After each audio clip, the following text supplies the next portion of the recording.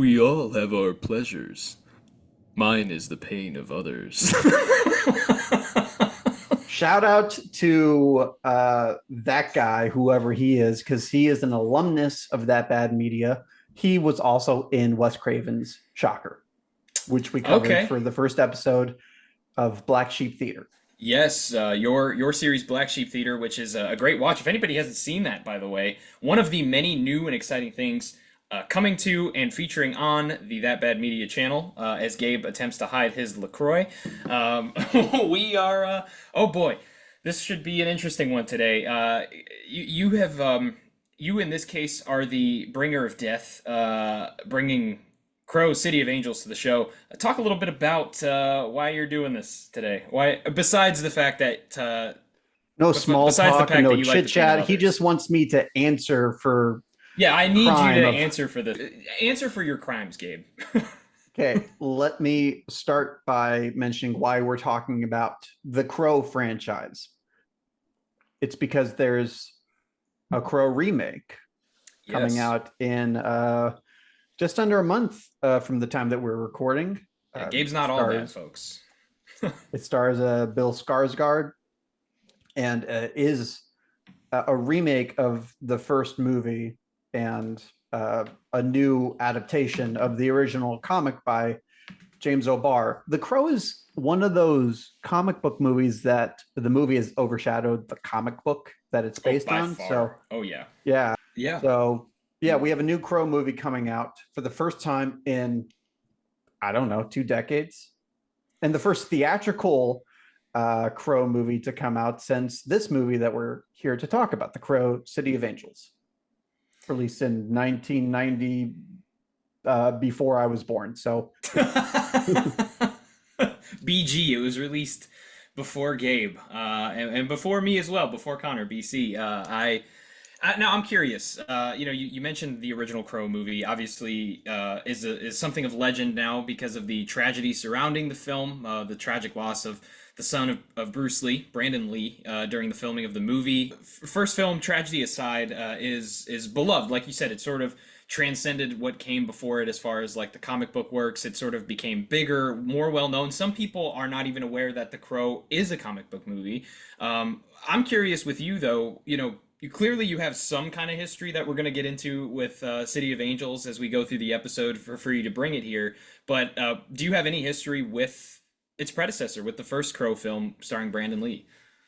honestly, if people want to hear my full thoughts on The Crow and how much that movie means to me, because it means more to me than most movies do, honestly, I recommend checking out an article I wrote about The Crow for Dread Central. I wrote this piece reminiscing on The Crow for its 30th anniversary this year.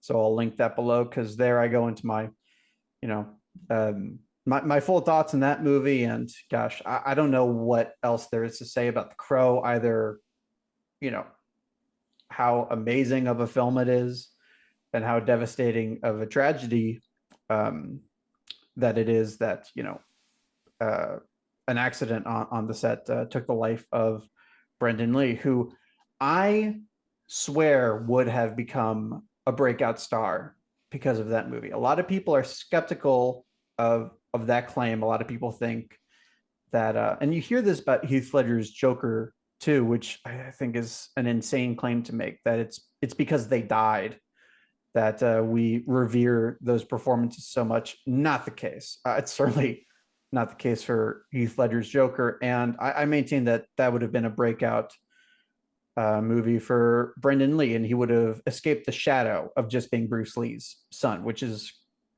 largely what he was to people by the time he died.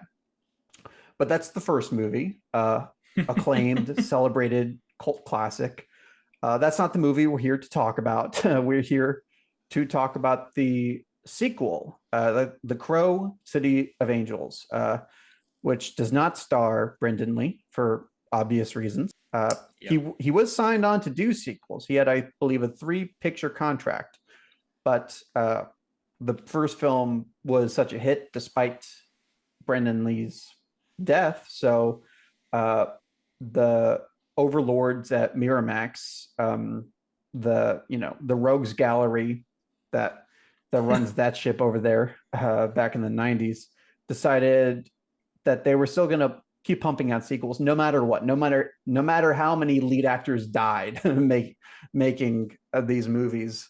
I will give them credit for not recasting the role of Eric Draven and instead going an anthology route. From here on out, these Crow sequels are all anthology movies following a new protagonist who's brought back from the dead, from beyond, to get their revenge. So at least they went that route and not recast Eric Draven, which would have been unthinkable.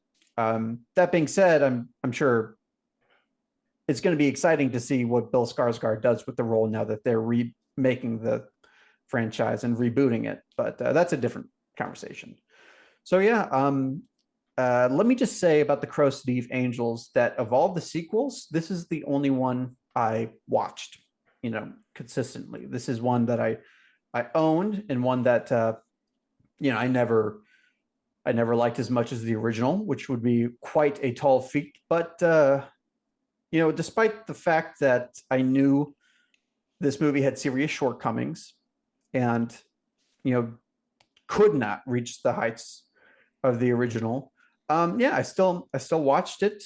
Was always on rotation, and I embraced it. I embraced it as the true sequel to this. I know there are some Crow Salvation fans out there, and that's a decent movie for being a direct-to-video sequel, but this is my preferred Crow sequel. Not that is saying much. Yeah, I don't know that it does. But that said, this was always going to be tough. I did learn, and I want to say this up front. This is not an episode I was looking forward to. This is an episode I at times protested. I will say this. Lead up to this episode, we're not totally unprepared coming into these things. We do a little bit of research. We look up certain things about the behind the scenes of the movie. And seeing the amount of respect from the people that were behind this film, besides a key producer who will be coming up throughout the discussion Good old here. Harvey Scissorhands. Harvey Scissorhands here. He besides that particular person, hearing what everybody had to say of not only trying to pay respects to Brandon Lee after the first film, but also to fans of The Crow. From everything I heard, they took a lot of feedback from fans online, which does not happen a lot. Especially not back then. In the mid 90s.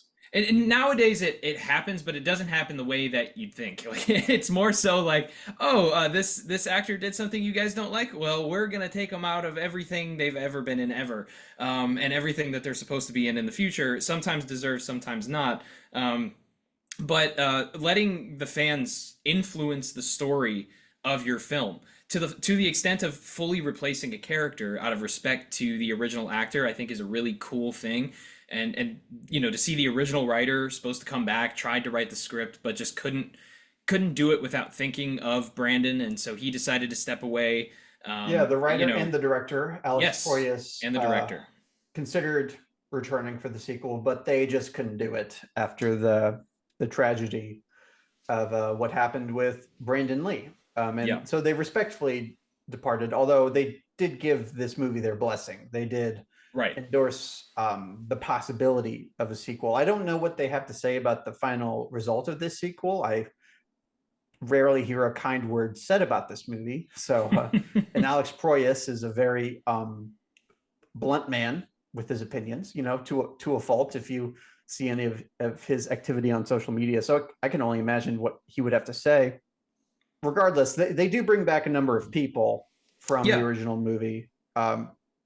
They don't bring back any of the cast members, although we do have a returning character. Yes, we do. Have, and they don't really ever address this so explicitly, at least not in the final cut. But to fans, it's obvious that the woman here, Sarah, is the little girl from the first movie, and she's been recast now with the actress from the L Word. Her name escapes me, but she went on Mia to Kirshner.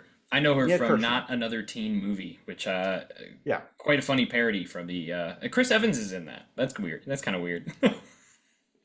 was that his first big thing? Probably his first big thing, I would say. I was really shocked when it was one of those movies, those movies where, you're in your teens and you're home from school and you're like, man, I just need something to do. I saw that movie and I was like, oh, that looks like, like a scary movie type, like parody movie. So I clicked on it and boy, oh boy, was it ever. I actually really enjoy it. But yeah, she's from that. I recognized her immediately. Um, Something in my head was telling me, don't say that that's Amy Adams on the show. I don't know why Amy Adams was coming into my head, but Mia Kirshner is the name of this actress. Yes. Okay. Don't. It's like don't think of a pink elephant. Don't say Amy I Adams. Don't say I know, Amy I don't know Adams. why. Like it's like the first time I saw her, I went, why do I keep thinking of Amy Adams? I know that's not Amy Adams. And I looked up who it was and I said, oh, okay, yeah, I know who she is a lot. But it just totally blanked out of my head when I was watching this, and I don't know why Amy Adams was the actress that came up in my head. I have no idea. Now let's talk about some familiar faces in the cast here because we got a big one. Oh yeah, big And would you returning believe member. that this movie was my introduction to Mr. Iggy Pop? This is Wow. this movie introduced me to Iggy Pop.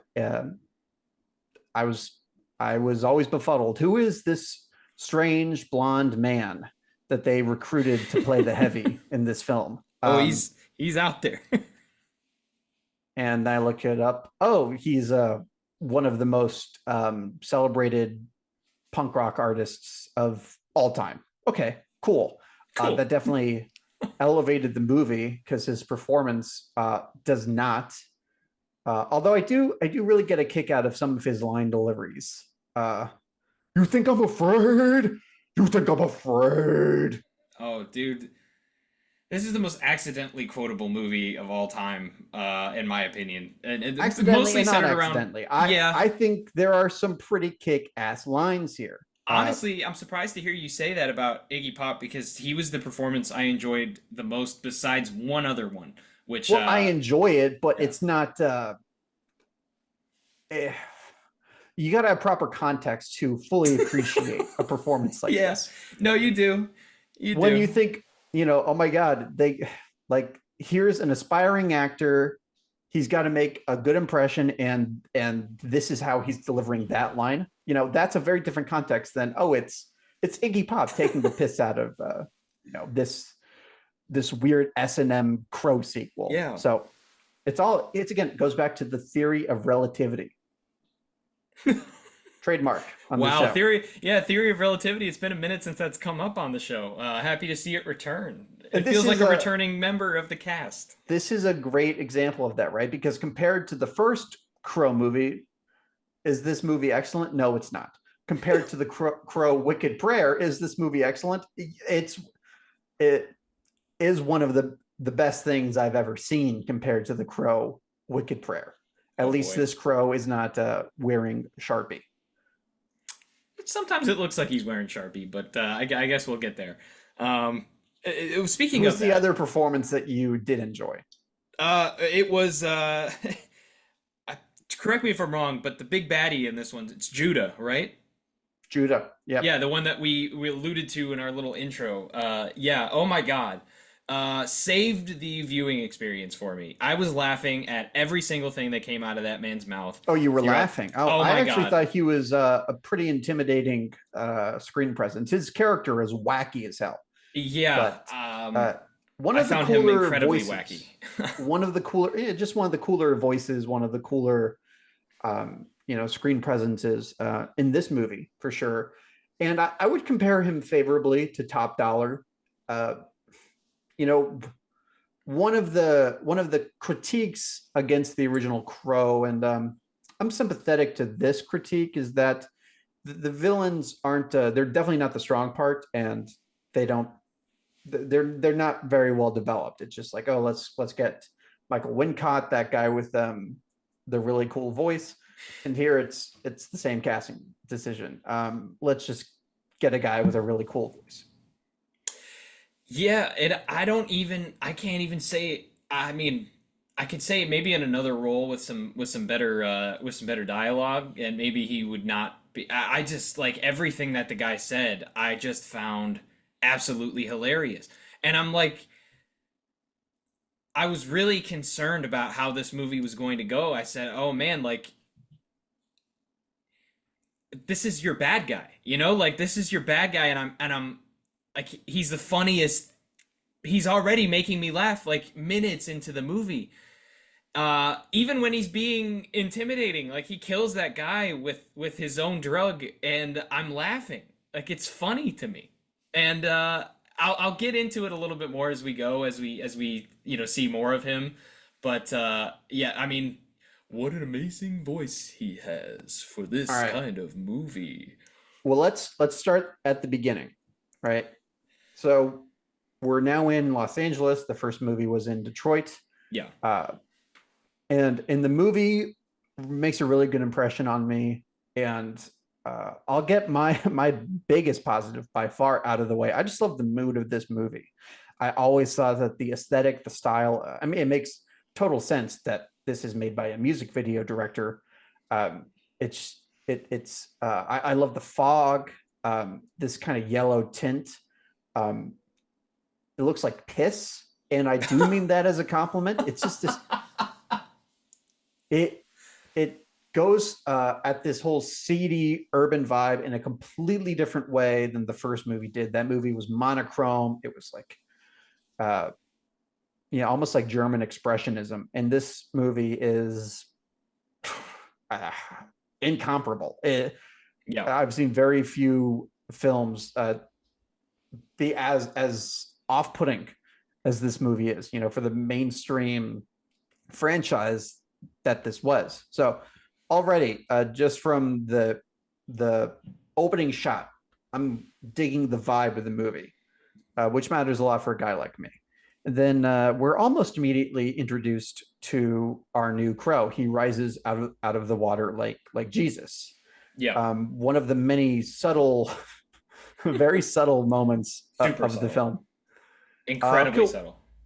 Let's talk about our new crow, our new not Eric Draven, um, Ash Ash Corvin, right? Yes, that's I correct. Ash almost called him Corbin. Ash Crow. I'm going to call him Ash Crow, and Ash Crowdy. he's played by Vincent Perez. Tell me your thoughts. Did Mr. Perez do a good job? No. No. No. You know, and it's really hard. I almost kind of feel bad for him. Um, I feel very bad for him. yeah, because like he doesn't so I know him from Queen of the Damned. Um, which is an okay movie. You know, I got no problems with it. I think he's, you know, he's pretty good. Um, I don't think I don't think any reason he was cast. I don't think anything surrounding his casting. I don't think anything worked for him in this movie. The script didn't work for him. The fact that he looked reasonably enough like they were trying to replace Brandon Lee didn't work for him. Um, the fact that his makeup wasn't great didn't work for him. I thought his Uh, makeup was fine. it it felt like a pretty big downgrade. There were some scenes where I think it looked okay, but some scenes, like I alluded to it earlier, I think it does look like somebody just drew it on with a Sharpie. And not nearly as much as later as a later Crow movie. But man, like a common theme for me in this is going to be line delivery. I think it's so important when you have a character like the Crow who's just honestly saying cool shit. I mean, like that's a big part of the Crow character, at least for me in the first movie. It's just like this dude just says and does cool shit throughout pretty much the whole runtime. And it none of it connects for me. Now I'm curious with you because you do enjoy this movie a little bit more than I do, probably a lot more than I do. Does he stand out for you at all? Is there something like you can highlight? Maybe you can change my mind on something regarding Vincent Perez's performance as the Crow. I'll just say that Lady Luck is a bitch. No, No, no. I alluded to Uh, the fact that I think there are some bangers in this script. There are some good one-liners from both our baddies. Iggy Pop gets a couple of fun moments, and it's hit or miss with our main character, but he gets some good ones. There are some great exchanges, man. Like, do you know how to fight? Do you know how to die? And I like his line delivery because he's so like his accent is so thick that you gotta listen pretty carefully. So oh my it's God. not overwrought. He's not like he's not one of those actors who takes a line like that and tries to wring every ounce of cool out of it, like Steven Seagal might. He's probably learning his lines phonetically. Uh, Oh my God. Now I'm just thinking of Steven Seagal as the Crow and how badly I want to see how terrible that would be. Oh my God. that makes one of us Oh who my wants God, to do see it that. now. Do it now with his fucking gigantic gut and his dumb fake goatee and the fact that he always sits down for the entire runtime of his movies now. Just do it now. I just want to see how terrible that would be. Please do it now. I'm begging Well, anybody to put this mother He's useless in everything. Please just put him in a he's Crow useless movie. in real life and Yes. in international diplomatic affairs. And and he needs to keep his hands to himself, and figure out where his ethnic background is. Um, but anyways, yeah, But we're speaking talking of about Vincent ambiguous Perez. ethnic Yeah. backgrounds, Vincent Perez, I'm gonna defend the guy. He was given a Uh, thankless task, man. Like, hey, do you want to? Thankless dude, he was just thrown to the fucking wolves, man. Like they that as much sympathy as I have for these filmmakers, trying to follow up such a legendary performance, something that's gonna live on forever, both in infamy and in legend, right? And, and you got to follow it up. And I talked about feeling sympathetic for him earlier, but boy, oh boy, did they just put this guy in a fucking gladiator arena with no weapons and no armor. He is fucked from minute one, dude. So my experience watching this film is different. I like our kind of window into his grief, right? Because the original Crow movie, Eric Draven, he's reawakened, One of those. revitalized, Yeah, one of those is right. and he's a very solitary character.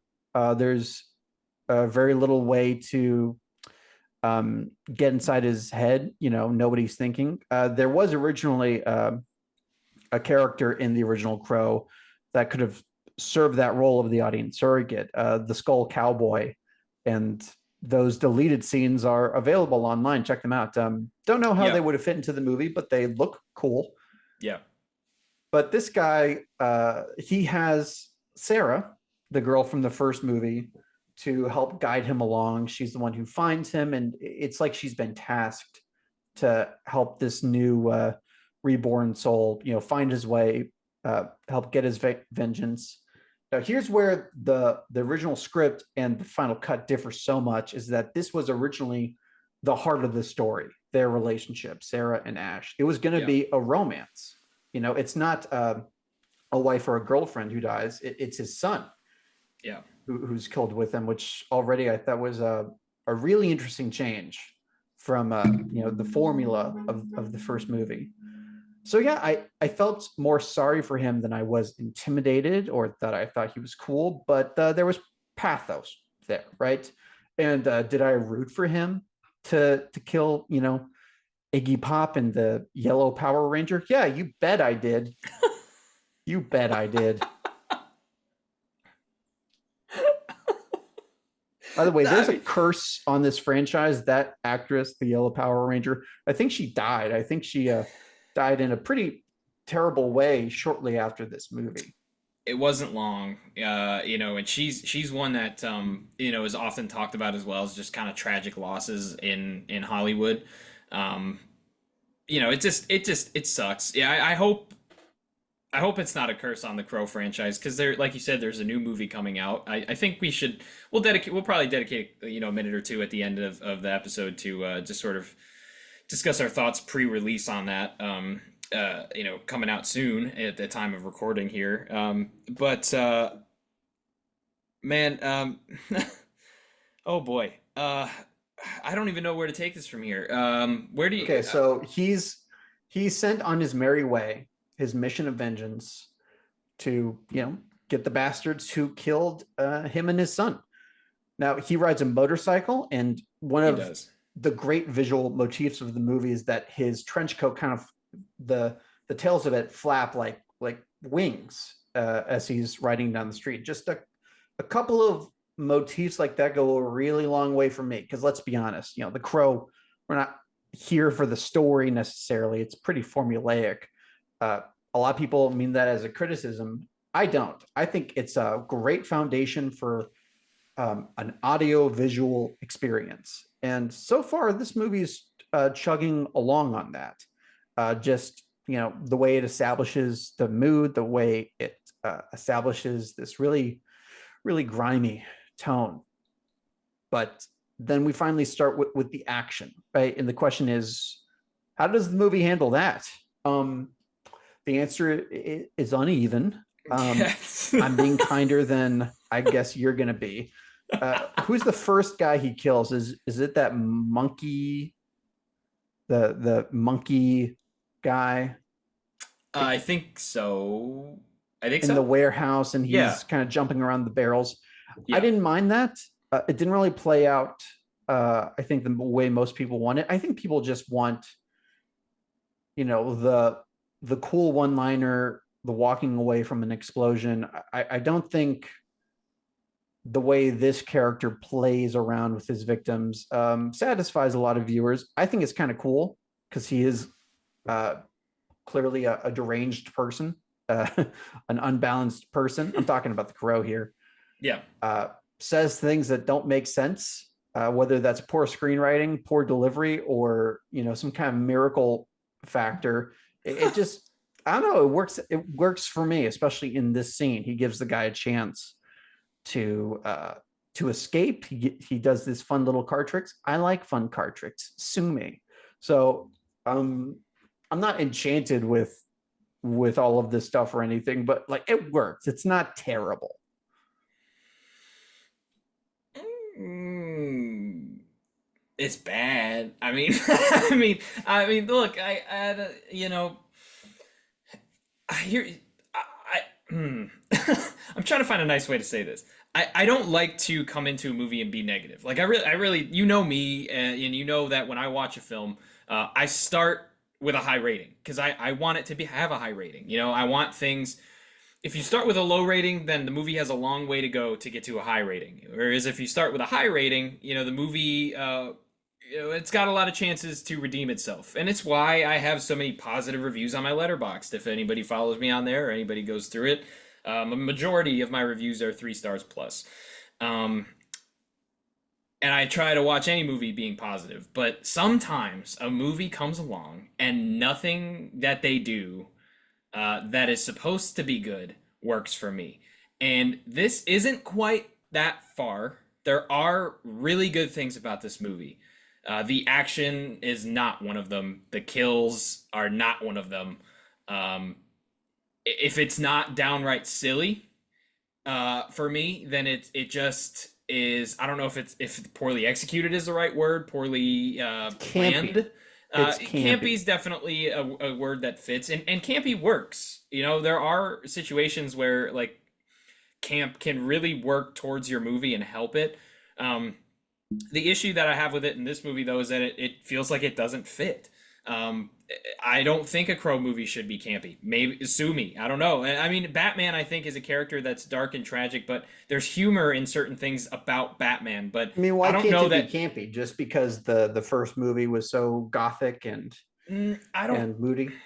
I think it's more so like what it's the direct story that we're following in the movie, right? Like if this were, Eric Draven, right, and he's still, and let's just say he was But a, it's not Eric Draven. well, no, hear me out. Here's what I'm saying. Here's where camp could work. If it's still Eric Draven and his role now moving forward is to be this sort of like night vigilante who stops tragedies from happening like what happened to him, right? Let's say they went that direction.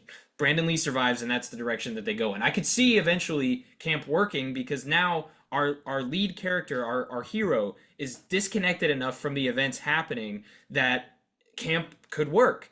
This guy, they killed his son, man. Like that's how this movie start. Now how our he's story unhinged, starts. and sometimes that's played for not comedy, but camp. It's this movie has a lot of flares to it.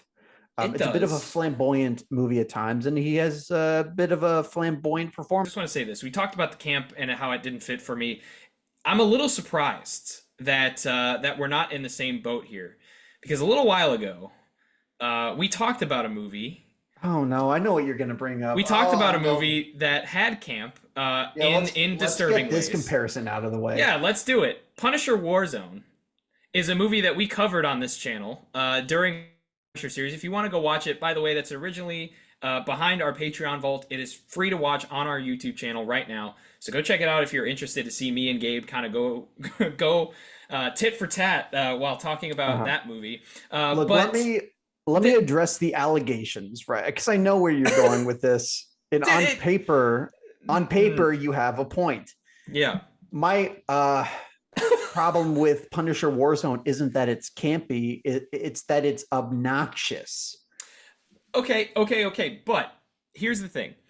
One of the things that I remember is that you saying that camp really didn't work for you in the way it was executed, which is fair. Which is fair. But would you not say that it makes more sense in a movie like Punisher Warzone, in a movie like this even, for the villains to be a little bit more campy and unhinged because they're not the we'll say the receiver of these tragic events. Whereas, like in that movie, like the Punisher is your straight man. He's the one that's killing people. He's the one that's no nonsense. When he needs to be emotional, he's emotional. When he needs to not be emotional, he is nothing but a revenge machine. This movie should have been that. I don't agree. I don't agree because Ah, uh, there are other characters out there who are like that. I don't need the Crow, especially I don't need every version of the Crow. We have a lot of different, you know, protagonists under the Crow mantle. I don't need all of them to be like that. And this guy, he's an everyman character who was brought back. So I don't expect him to have this kind of soldier kind of mindset to him. no, not exactly the way that Punisher Warzone did it. More so like in principle, like especially this movie. And I'm with, by the way, I want to say I'm with you. If they would have introduced the character who's shown to be eccentric and all that before he dies and before everything that happens, and he is just that way but unhinged later, that's cool. I didn't see any note of that when he had his son. He wasn't crazy. He was just a dad. He was just like he just had a son. He wasn't and that might have been the fault of the movie because we didn't see as much of him. We don't. Yeah, he's not a very well developed character. I'm saying I'm enjoying it as it plays out. Right. That's fair. And I That's think it adds totally to the fair. entertainment value of the movie. And I mean, some of it I think is unintentionally entertaining. I'm not, this is not this movie's not firing on all cylinders. I'm not saying that. But the quirks of it, I mean, this is not a great comparison, but I'm going to make it anyway. The Texas Chainsaw Massacre 2 does not try to go for the gritty tone of the original. Far from it. It goes for something completely different. This movie doesn't go all in that direction, but there's a precedent for quirkier sequels, I guess. And this movie is it's not one of the best examples, but I think it's heading in that direction more than trying to tonally recreate the first movie. I mean, the next kill that happens is he kills the Punisher. He kills a young Thomas Jane at a peep show. Yep. Thomas Jane is really playing it up here. He's really going all out for this for this wackadoo character. And it's fun to see because Thomas Jane doesn't usually play characters like that. Now, here's the other thing. It's like this crow actually creeps me out. Like, you can call him campy, but there's something a little unsettling. I don't know if it's, you know, because of the makeup, because of the lighting, and kind of the overall. I think Vincent Perez, his accent kind of gives this character very this is kind of ugly American, but an uncanny quality to me. I don't know. I don't know about that. I know that there are things like physically that I think he brings that you know, do help. You know, I mean, like, I know that I said that the look's not working for him, but like when he does look good in this movie, it's not necessarily working against him in every sense. You know, more so with the fact that, like, you know, when you, especially if you watch these back to back, or you were super familiar with the first movie, like, you could see it, you can see a universe where he's Eric Draven again, and they just tried to recast Brandon Lee with this guy. I'm sure some viewers were probably confused if they, you know, missed his name a little bit, but yeah, I don't know if I fully agree on there. This isn't That's working for fair. you. This line of defense No, isn't working no, for you. no, and that, it's not that it's not working. It's just that that didn't resonate with me. I could definitely see how somebody would have it. It's not out of the question, and nothing that you said so far, by the way, is out of the question, except for the fact that you had the gall to bring fucking Texas Chainsaw Massacre Part 2 into this. You leave that movie far away from this one. How dare you, sir? But besides that, like, I'm with you so far. I just don't agree with you so far. Mm-hmm. Everything that you said, nothing besides the Texas Chainsaw Massacre 2 mentioned, it has been egregious so far. So, good on you. But we also have to keep it real plot line wise, and this is because of Harvey Weinstein, but plot line wise, this Yeah. is this is sequelitis to the T. I mean, it's following Yeah. the first movie basically beat for beat. You know, it has some minor differences. I mean, we have a dead son instead of a dead fiance. Well, let's cover that. Let's cover Harvey. Let's cover Harvey and his role in this movie, because I think Harvey that's important Scissorhands. Let's context. do it. Yeah, yeah. The really interesting thing about Harvey Weinstein is I have way too many thoughts about Harvey Weinstein to put in one podcast episode about the Crow City of Angels. Yeah. But, you know, people act like he was this titan of industry. Everybody wanted to work with Harvey Weinstein. And it really shook the film world when those allegations came out, because, oh my God, like, look at what he did for this industry. I can't believe it. No. Let me tell you about the Harvey Weinstein that most people knew and most people had to work with. I call him Harvey Scissorhands because he hacked most of the things he touched to shit. Yeah. And this is one very famous example, but far from the only one. Now, I'm not here to say that, like, literally everything Harvey Weinstein touched turned to shit. I'm not saying he doesn't have his name on good movies, excellent movies sometimes. He has his name on one of my favorite movies of all time. He's everywhere. He's all across Hollywood. He's all across Hollywood. He's a pretty inescapable figure, you know, when you're talking about any movie produced from like 1994 to 2015. And this is a really minor episode in his whole career, but yeah, if you want to lay out his contributions to this movie, what he did to this movie. I mean, he butchered it, man. Like, and you know, I want to be fair, and I did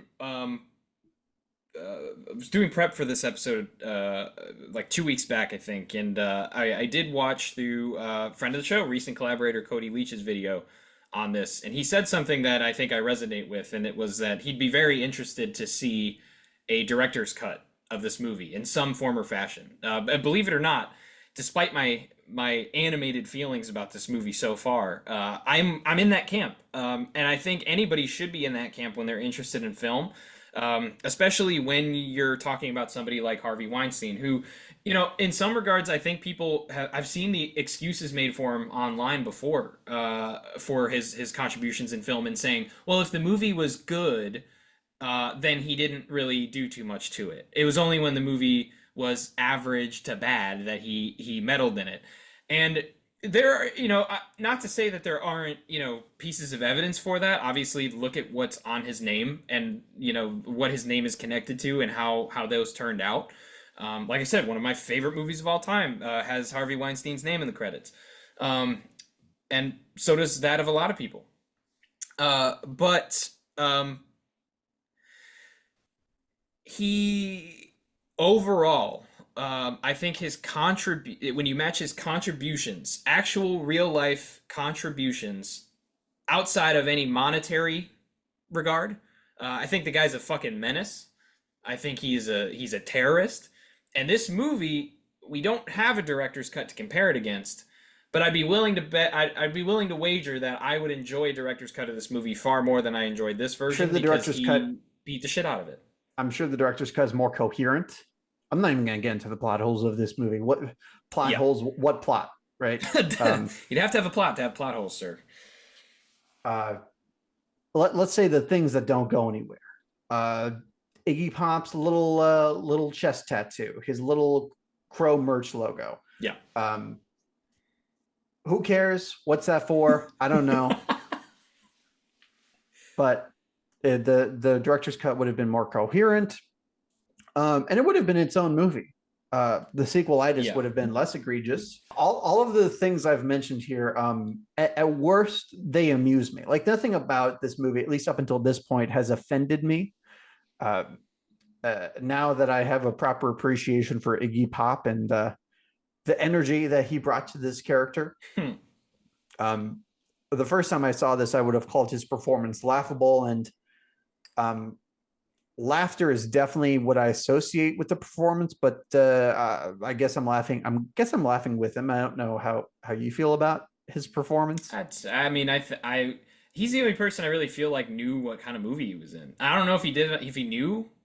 Like, I don't know if he knew what movie he was in. I just think he has his performance that he can't turn off. Yeah, his performance felt like he knew what kind of movie he was in, but I have no evidence to suggest that he did know what kind of movie this would turn out to be. I don't know if he knew where he was. I don't know what substances were involved on the set of this film. Lord knows the first movie had substance abuse problems on set. Yeah. But okay, so Ash kills the monkey guy, the monkey man. He kills Thomas Jane. Yeah. And then he fucks around for a little bit. There is a bit of a pacing issue with this movie in the second act. I think he starts to mope and he starts to... there's a scene that comes in the middle that should have kicked off the movie, which is him retrieving his son's body and finally giving him a proper burial. I thought that scene was moving, but it was in the wrong place of the movie. Yeah. Like, you can't pump the brakes to mope. Like you gotta have the build up, and then you're on that mission. Like the first Crow movie barely takes a breather, and when it does, it's very plot motivated. And by the way, breathers are okay. Like don't be afraid to let things air out in your movie. It's just like know where to put it, know how to execute it. And what I agree with that you said there was that it was very misplaced. I actually would have appreciated that scene a lot. In fact, I can see an alternate universe where that scene is earlier in the movie, and then we get like a sad face right after the burial, and then it's in the director's cut. I'm sure there's a proper context for that scene. Hopefully, and hopefully we get to see it.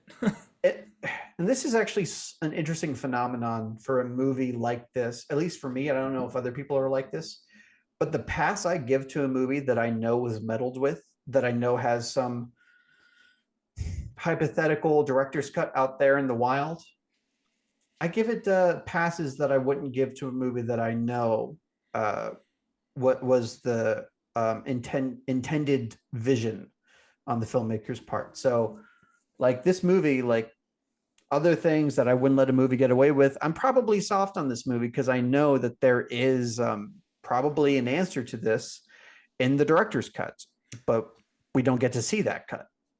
Yeah, I think what you said there is important. I think it is important to give certain allowances. There are things that you can't do that for that are in this movie, but especially when it comes to things like pacing or plot coherence or things of that nature. Those are when that's off in a movie, you're likely looking at studio interference or just a completely just useless director. And I don't think this director is. I mean, he didn't. I don't believe he had any more films on his credit list. I believe Although he is I imagine completely. working on this film really turned him off. I can't say. Yeah, I mean, I can't imagine that it wouldn't.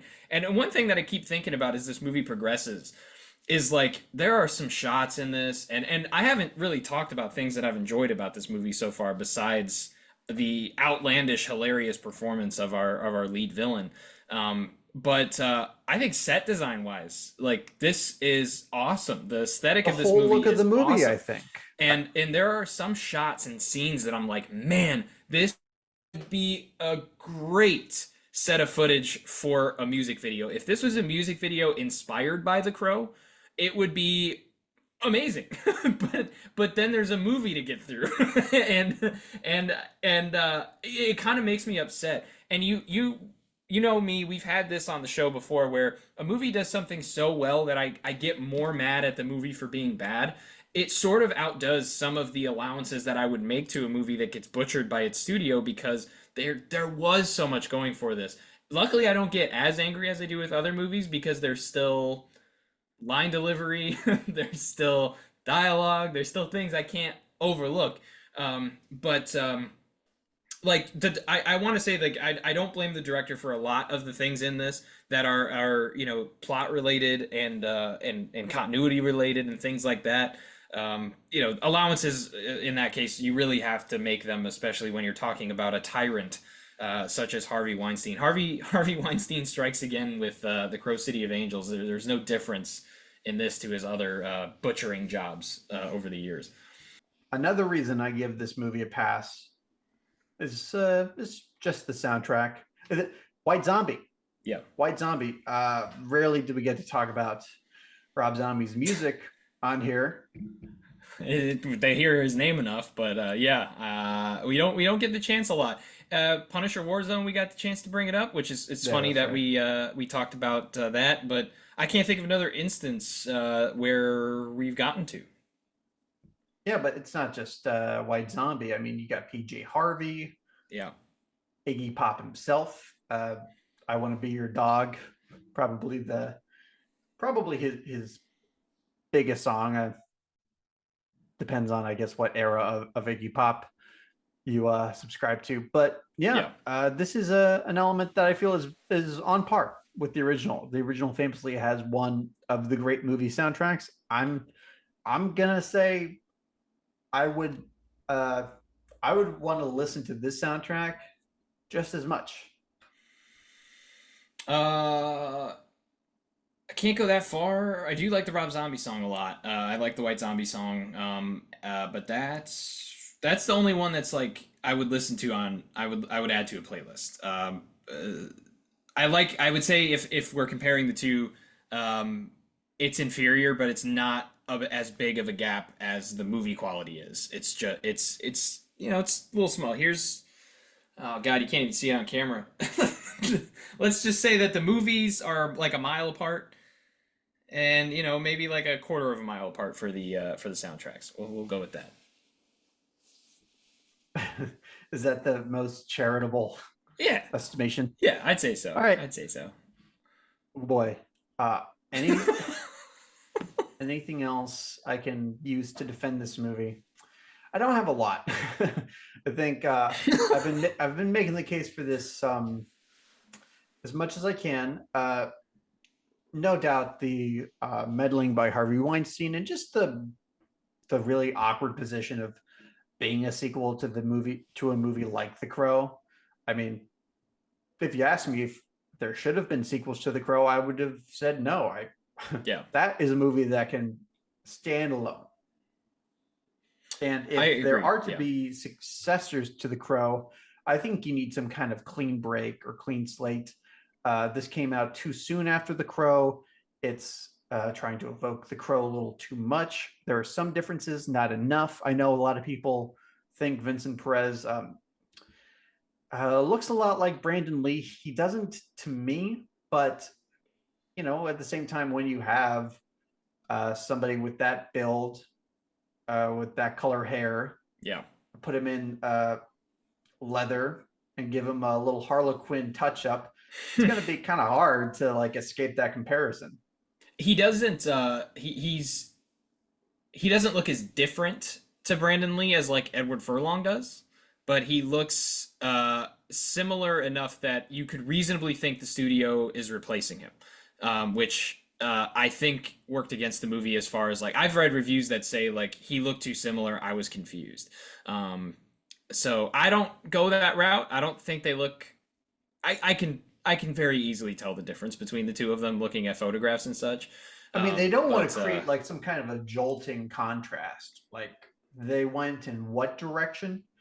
It's hard to think of a comparable situation to this. There aren't a lot of anthology movies that follow these different protagonists. yeah, Uh, you could have created a whole new look for The Crow, but at the same time, The Crow is not just a movie; it's a comic book, and at this right. point, it's its own lore, it's its own mythos. And I think, yeah, they should have stayed true to that. I But want to ask you something. I'm yeah, curious. please do. Before we get to the very end of this, Mia Kirshner's character of Sarah in this, there's information out there that the idea was tossed around that by the end of this movie, she would be the next Crow.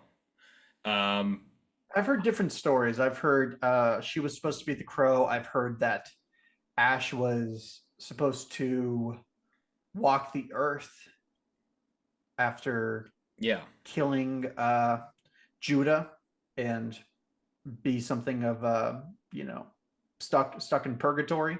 right. I've heard different things. Do you think do you think it maybe would have helped the movie and the connection to between the two characters for something like that to have happened, or do you think it was the right move to not give us a female Crow in the '90s? I mean, we can't even handle a female president, at least not yet. I don't know if people in the '90s would have been ready for for this to be the whole to the Crows and Nirvana. You know, I'll say this, and this might be controversial, and no, it's gonna be controversial for anybody.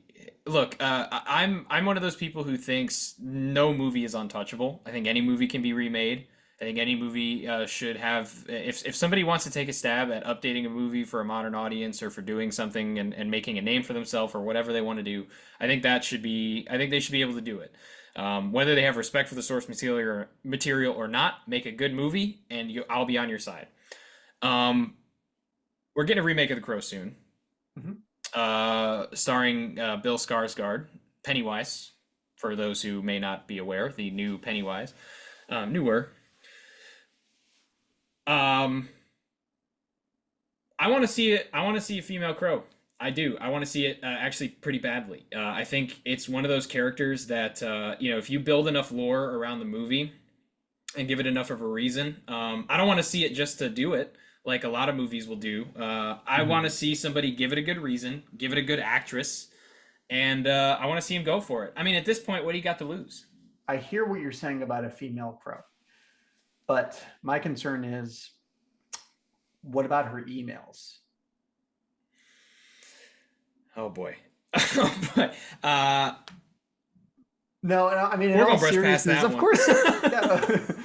Yeah. I mean, there have been female crows in the comics. There's no reason we can't have a Yeah. female crow. I mean, what like the female revenge movie hasn't been a tried and true success. I'm almost scared that if because the crow usually relies on some pretty sordid subject matters, right? Mhm. And I'm a little concerned that some filmmakers, the wrong filmmaker, would be tempted to exploit some themes if they were to have a Crow sequel. I think it would probably, but I say that a lot of people don't like the original Crow, or at least have this criticism that it is a male fantasy. A man's wife gets violated and murdered, and he gets revenge. Very male power fantasy. I think there's a lot more going on thematically and emotionally with the Crow. But Absolutely. on paper, yeah, I see that critique. So look, we're at the point where we have to just start treating things like this more sensitively in general. Rape and revenge aren't aren't the stuff of escapism anymore. And I'm not interested in going back to litigate a movie like The Crow, like decide whether or not it should be condemned for that. But just moving forward, I just think that's the approach you would have to take, no matter what. I'll say this: if any studios are listening, I'll write it. I don't care. I'll put my name on the line. I got nothing to lose here. I would love to. I'd love the opportunity to do something like that. I think they should have gone that route for this movie. If I'm being honest, I don't know if they would have been able to handle it. But then again, look what we got after it. The idea that this connection between these characters is because I like the idea that maybe in the future and in future installments, the Crow, there's almost like this connection between the Crow the Crow of now and the Crow of the future. That it's somehow connected to each other in some way, will meet or are aware, or nightmare dreams, whatever you want to do. I think that would have been a cool angle to go, cooler than the route we would eventually go, I think. And yeah, I don't know. I when I heard that, I was a little disappointed that they didn't decide to go that route. I understand, so I'm not going to hold it against them. But and maybe the actress wasn't the right choice. I think she's a good actress and everything, but I don't know. I'd like to see somebody who would like to get into the physicality of the role. But yeah, I don't know. It doesn't work against the movie. I just thought it might be an interesting point to bring up, considering it did. There's an alternate universe where that happened. I think you're trying to buy time. I think you're trying to buy time. No, so no, that no, we no. don't talk about the ending. I know this why movie. I'm here. I know why I'm here. Go ahead, sir. Lead us in to the ending of this film. God damn it! The way this movie ends, it fucking sucks. It is the most indefensible part of the movie, and you're hearing that from somebody who has squirmed trying to defend this movie for most of this podcast. Now, I'll be real with you. So, I mean, there's a way this movie's ending could have gone, and then there's the way it did go. Let's talk about the way it did go. Ash is scaling this building, trying to rescue Sarah. She's been captured again, which, again, not very feminist. Mary Jane got captured again. Go save her, Spider-Man. And like Spider-Man, he's scaling this building, which I thought was a cool stunt. Yeah. It wasn't bad. No, it was cool. It was okay. not bad. It was cool. It wasn't bad. It was cool enough. Well, then and the thing is, you think it's just going to be something of a repeat of the original movie's climax, right? So the big bad guy, he's killed all of the hench people, but now it's going to be a face up between him, the main villain, and oh no, the villain has killed the Crow, and now our hero is vulnerable again. He's just a human, right? Not exactly how this goes. So Judah drinks from the blood of the Crow, and now he has Crow powers. How does that work? Why are you asking? This is not the kind of movie you should be trying to cross-examine, okay? The movie's begging you to just go with it. Okay. Now here's the thing, right? So Connor, can a human being, a regular person, survive a 15-story drop? No. I'm asking you a question. Can a human being, without any kind of mystical power, survive a 15-story drop to the ground? No. But he lands on like a bed of flowers, so it's okay. He doesn't even have a scratch on him. He's such a trooper. And then he just gets fucking bullied by Judah. This part of the movie is really sad. It's really pathetic. Because even in the first movie, when Eric Draven is stripped of his powers, I never felt like he was stripped of his dignity. That's really Yeah. not true with Ash. He's really he's whipped. He's literally Yeah. whipped.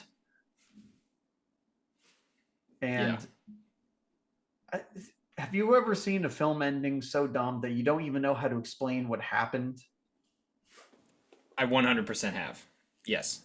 Yeah, explain to me the ending of this movie. How do they defeat Judah? No.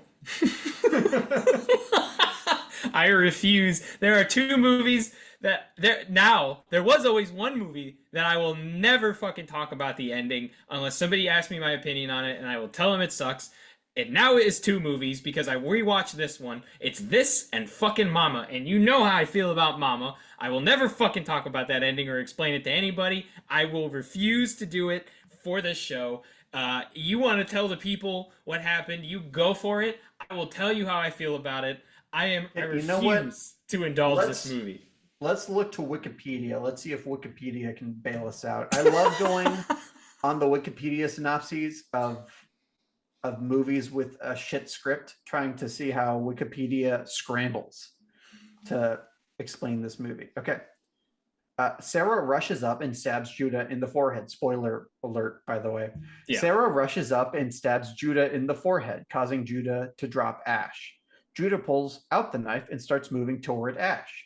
When Sarah intervenes, Judah stabs her in the stomach. Ash gets up and impales Judah on a metal pipe, which fails to kill him. So this is really this is not just a mano-y-mano. It's a battle of wits too. It's just like push, shove, fall. Okay, here's the best part. Ash calls upon a murder of crows that devour Judah. Okay, that almost sounds cool. I'm sorry, Wikipedia. I don't think you watched the movie closely enough. He fucking shoots, like, he birdemics Judah to death. He like gets these CG crows and just like does a little like Yu-Gi-Oh kind of like spell cast and makes Judah just dissipate. So I've heard in the script that the original idea here was that he would be picked apart piece by piece by these crows. Again, sounds cool, doesn't it? It sounds awesome. Would have helped my overall rating for this movie. I'll tell you that much. Yeah, this movie does leave you on a very sour note. I think even if you've enjoyed, even if actually more so if you've enjoyed the film, because I'm ready by the 90-minute mark to say, hey man, this really isn't that bad. Y'all are being too hard on this movie. And that's not really the vibe that I walk away with. I feel like a chump. I felt so it had been a while since I saw this. I knew I didn't like it, and going back to watch it this time, I'm getting to the final climax of the movie, and I'm like, man, like something's gotta happen. Something's gotta happen to save some of this movie for me, to redeem some of this movie for me. And then that ending happened, and I swear to you, I was silent, completely silent, just staring. This movie broke me. Like, at every turn, it was either something that was unintentionally hilarious, or it wasn't like the worst time I've had watching a movie, and I don't want to say that at all. But I wasn't having that much fun. I was the parts that I was having fun at, I felt bad for having fun with. And then we get to the end, and truthfully, a good ending can save a movie. Sometimes even completely bail it out. Like, oh yeah, some of the movies are drag to get through, but the ending, you will love the ending of this. That's Halloween 4 for me, by the way. That hurts. Hey, I'm saying it's a really good ending. It's a really great. It is a great ending. And some people, for a lot of people, actually, it's funny that you say Halloween, because the example I would use is Halloween 5. Some people's entire opinion on that movie is the third act of the film. Most of That's it a until we get to the huge very point of ending. redemption for Um, Halloween 5. yeah.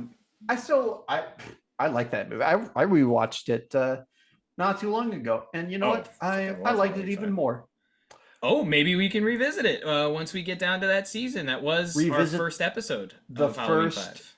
episode Yeah. that we have ever recorded for Yeah, this podcast. that might be fun, but glad we brought it up in this something good came out of this.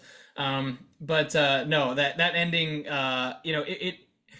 you said that, nothing in the film had offended you. I don't want to say offended is the right word, but I had not been having the greatest time. And then this ending comes along and it certainly, let me tell you what this ending did. It solidified me never watching this movie again unless I absolutely have to. That's what Ooh, this has done drama for me. queen. What never again? I mean, it's not I unwatchable. I It's do not want to see this ever again. You call see, me a I'm drama not queen there if you though. want. I don't want to watch this movie again. If I have to watch this movie again, I won't complain. Like, we come back to it and Hmm. revisit it or something like that in the future. You know what? I'll accept it as a See, part of my duties, but I I have did no watch desire it. to watch this again. I did watch it growing up. It's the only other sequel. It's the only other film in this franchise that I had in my rotation. It's the only one I really acknowledge. Again, I guess The Crow Salvation is fine. I haven't seen that one in a minute. For some reason, that movie, even though it's far more coherent and has a lot more original ideas to it, still doesn't strike me as the most fun movie to rewatch. I think I think there's a camp value to this movie that elevate is a strong word, that enhances the viewing experience, right? It's a movie that serves both as a decent follow-up, and it can also kick ass on bad movie night. Okay. you know what? And you have every right to enjoy this film. I'm glad you do, truthfully. And I think that leads perfectly to final verdicts, right? I think we're ready. Yeah, all right, Mr. Humdrum. Let's get my verdict out of the way. Yeah, I've been wrestling with this question of where I would exactly land. Obviously, I don't think I managed to make a strong case for this movie. The final cut that we have, the one that is available to watch, it's not a worthy follow up to the original. It's a hatchet job by one of the most nefarious figures in Hollywood history. So I give it grace, but you don't have to give it grace. You can watch it the way Connor watched it, or you can see all of this movie's failures as opportunity for ironic enjoyment. There's a clash of supreme style, um, you know, uh, moving pathos, real emotion, and some of the goofiest shit you'll see just in a comic book movie. Period. It's not obnoxious. We're not in Punisher Warzone territory, thank God. If if Dominic West had showed up in this movie, I would have had to abandon ship. Yeah, but this movie doesn't rise to the occasion of being a, a worthy follow up to The Crow. I embrace it, but I totally see why other fans will say that all of the Crow sequels suck, this included. To them, I'll say this movie is not that bad. It doesn't suck. Wow. I mean, there's a range of quality in the sequels. I think this is the farthest end of tolerable. And on the other side, you have Crow Wicked Prayer. It'll be interesting to see how the Crow remake stacks up, where that falls. Um, yeah, so that's me. That's where I stand with the Crow City of Angels. Happy to see you land on a positive side. Somebody had to bite the bullet there, and I'm glad it was you, because it's not going to be me. Oh boy, what do I have to say about the Crow City of Angels? Um, all right. Uh, we'll go with this. We'll go with Ashes ashes, they all fall down. Yeah, this movie's See, bad. even when you're making fun of that line, it still sounds cool to No, me. it doesn't. Yeah, it No, it does. does not to me. No, like this movie. Look, over the course of my viewing experiences in film, everything that I've logged on Letterboxd, I've only given half a star to 28 films. Uh, all things considered, when you have over 1,000 films in your Letterboxd, that's not a whole lot of movies. That's a very small percentage. And those movies, that half a star rating is reserved for films which have no redeeming value to me, which I never care to watch again. And while this movie checks one of those boxes, it is not completely irredeemable, and fortunately will not be joining that list. Unfortunately, the box that it does check is that I never care to see this again. I didn't enjoy my viewing experience overall. Overall, I felt not that this was a waste of time because we got this conversation out of it, but if this podcast didn't exist and I were to be watching this in a different universe, absolutely would have been seen as a waste of my time. I already knew I didn't like it. I watched it again and I didn't like it again. It's not irredeemable though, and I want to say that I do still echo what I said earlier in the episode about feeling both empathy and sympathy towards the filmmakers that had a tall task, and towards people who were, in different ways than others, taken advantage of by Harvey Weinstein. So this movie has a 2.4 out of 5 on Letterboxd. I think that's generous. I think this movie is absolutely that bad. I'm not going to say what I would give this because I care about my co-host's health, but I'm not a fan. Not a half a star, not completely irredeemable. If you want to see an example of some fantastic set design and you don't mind the runtime of this movie, I recommend giving it a watch because that really is something that I think filmmakers or people who enjoy film can enjoy regardless of the quality of the rest of the movie. And buy the soundtrack. And that's all I got to say. Speaking of buying, if you're looking for other Good ways to waste your money, segue. yeah, right. If you're looking for other ways to waste your money, we, of course, have a Patreon. I mean, what would two white guys do with their podcast without a Patreon? So Yes. if you want to keep the shenanigans going, if you want to support us to that level, you can head over to our Patreon and pledge at any tier, or you can like this video, you can subscribe, and you can share it with your friends. If you were outraged at my opinion, Connor's opinion,